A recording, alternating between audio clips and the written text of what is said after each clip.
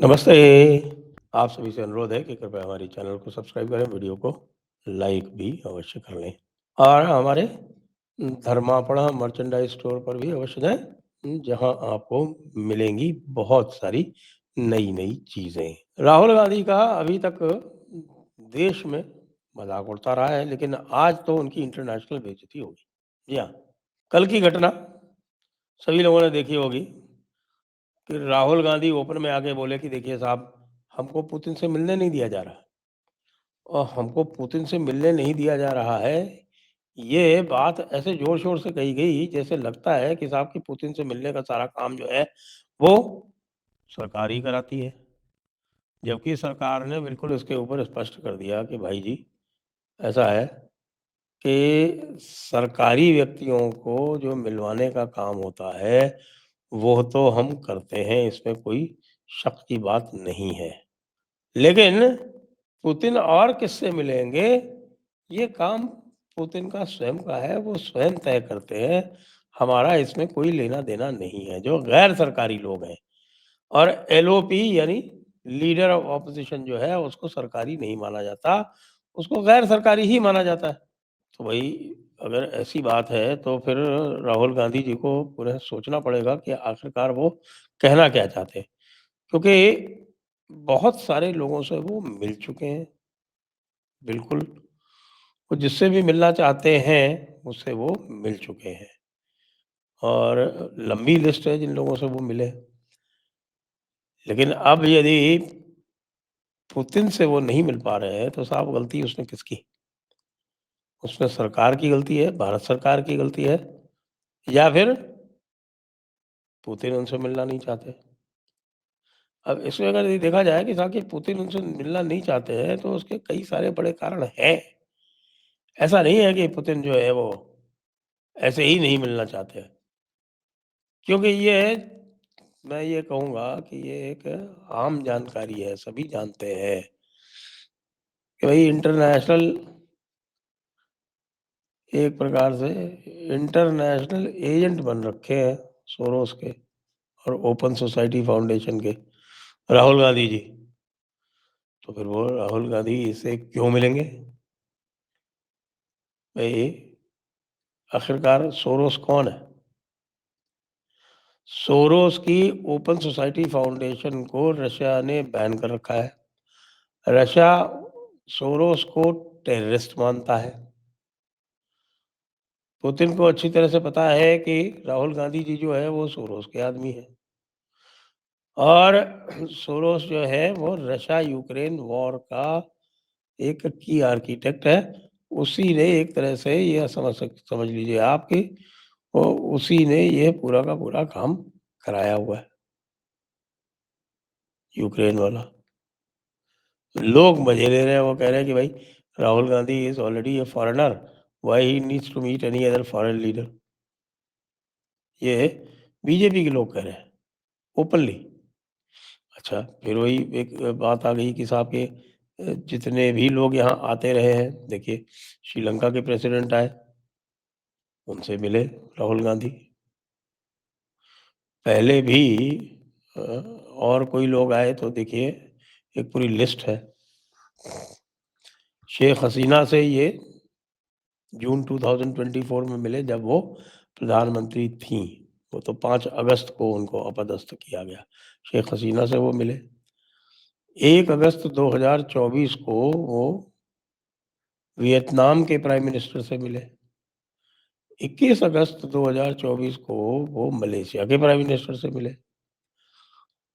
8 मार्च 2025 को वो prime minister Christopher Luxon of New Zealand उनसे मिले।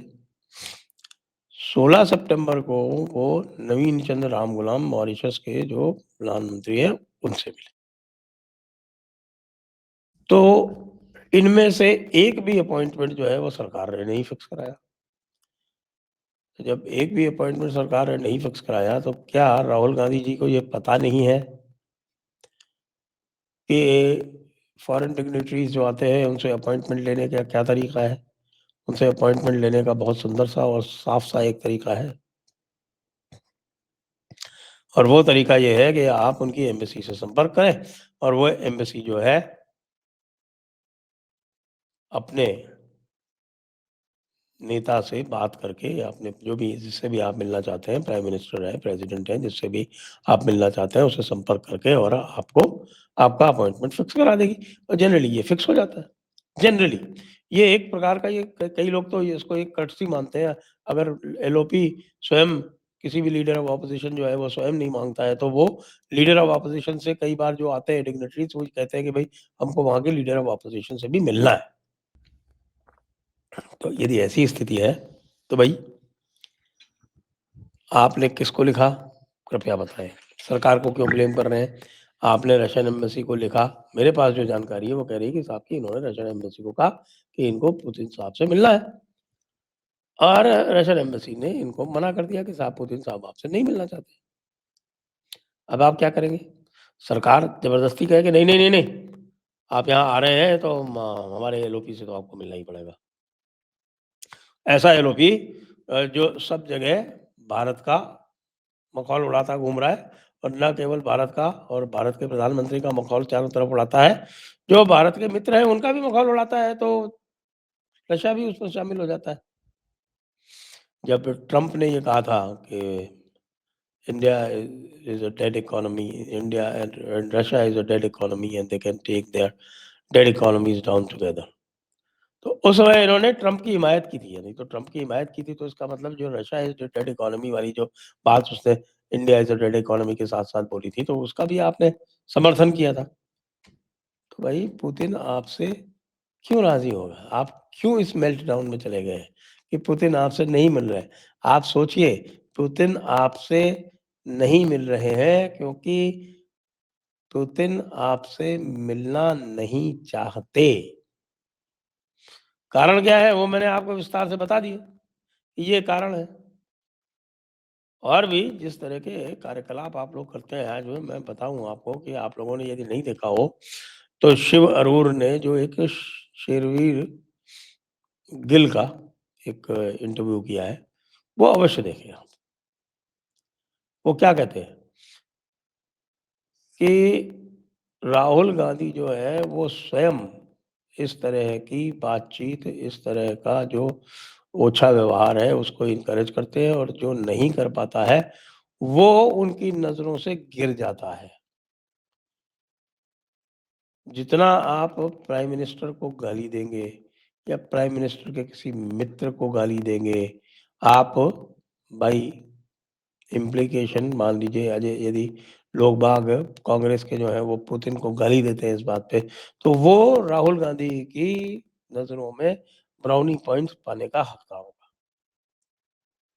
लेकिन यदि कोई जो सही बात कहेगा, अकल की बात कहेगा, तो वो नहीं होगा। जयवीर शेरगिल कहते हैं कि उनके यहाँ खुद ही कहा जाता है कि तुम बीजेपी वालों से डरते हो, तुम मोदी से डरते हो। अगर वो गाली नहीं दे रहा है तो, कि तुम उनसे डरते हो और मैं नहीं डरता और मैं खुलेआम कहता हूँ और खुलेआम कह के कुछ ऐसी-वैसी उल्टी-पुल्टी बातें कर देंगे, जिसके बाद उनके ऊपर डिफेमेशन के केसेस चलते हैं। 30-30 डिफेमेशन के केस जो झेल रहे हैं। तो भई 30-30 डिफेमेशन के केस राहुल गांधी झेल सकते हैं, इनके अन्य लोग जो हैं वो थोड़ी झेल सकते हैं। उनके पास इतने साधन तो नहीं है ना और ना कांग्रेस अपनी इस खुले दिमाग या दरिया दिल के लिए जानी जाती है कि वो दूसरों के ऊपर भी पैसा खर्च करे। जहाँ तक बताया है मुझको आजकल जो पता चलता है कि जितने भी मेजर खर्चे हैं वो केवल गांधी परिवार के जो 3 व्यक्ति हैं उन्हीं के ऊपर होते हैं, बाकी के लिए उनको बहुत मुश्किल होती है ट्रेज़रर से उनके पैसे निकलवा पाना। ये हालात है। जो कुछ भी पैसा आता है कर्नाटका से आता है, तेलंगाना से आता है, हिमाचल प्रदेश तो बहुत समस्या में वैसे ही है, तो वहाँ से तो क्या आता होगा पता नहीं मुझको लेकिन हाँ जो कुछ भी बंधी बँधी हुई है वो तो आती ही होगी। और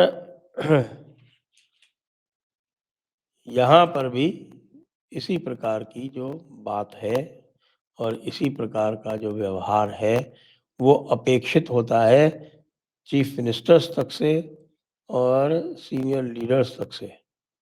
और ये अपेक्षित होता है कि लोग हिंदुत्व को गाली दें, हिंदू देवी-देवताओं को गाली दें, हिंदू धर्म ग्रंथों को गाली दें, हिंदू परंपराओं को गाली दें और उस गाली को सुन के बहुत सुखी होते हैं राहुल गांधी जी, ऐसा बताया जा रहा है। वही पुतिन भी मोदी जी के मित्र हैं और मित्र तो मित्र की बात समझेगा ही। आपने जो प्रतिस्पर्धा को शत्रुता में बदल दिया है। राजनीतिक प्रतिस्पर्धा होती है, राजनीतिक शत्रुता नहीं होती है। तो आपने यदि राजनीतिक प्रतिस्पर्धा को राजनीतिक शत्रुता में बदल दिया है, तो फिर भाई मोदी जी और पुतिन तो बड़े गहरे मित्र हैं। तो क्या पुतिन को शत्रुबोध नहीं है? इसका उत्तर कांग्रेस वाले और राहुल गांधी जी स्वयं दें और आप लोग जो ये देख रहे हैं, वे भी कृपया अवश्य लिखें कि आप क्या सोचते हैं। जय हिंद, जय भारत, वंदे मातरम।